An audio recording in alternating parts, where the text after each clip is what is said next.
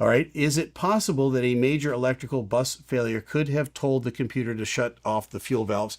The answer to that is anything is possible. That's not what happened in this situation. The airplane was operating the way it was designed to operate. The Air India pilots went into the simulator, tried to simulate a total electrical failure and that would produce a dual engine failure. It simply wouldn't. That's not what happened here. They were placed physically to cut off. All right. We've got, let's see who's next here. A lot of letters and numbers. All right. As a Boeing 737 B-1 engineer, I have to ask, could this have been a cyber attack? Is it possible on this aircraft? No. No. There's no Bluetooth data back and forth. No. That just line through that one. That couldn't possibly happen. KK Robertson, the one. I'm having a problem believing this was a deliberate act. If both engines failed seconds after takeoff, is it possible to dump the fuel?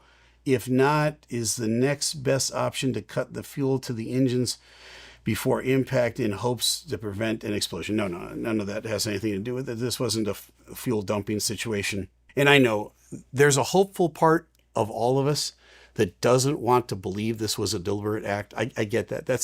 That's actually the best of us. The best part inside of us doesn't want to believe that somebody did this intentionally. I don't know how you get away from the facts in this one.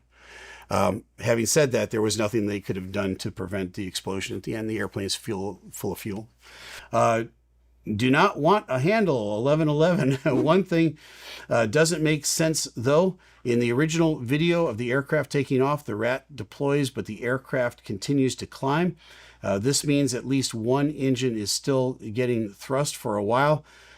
So it's not a dual engine simultaneous shutdown. You're correct. It wasn't a dual engine simultaneous shutdown.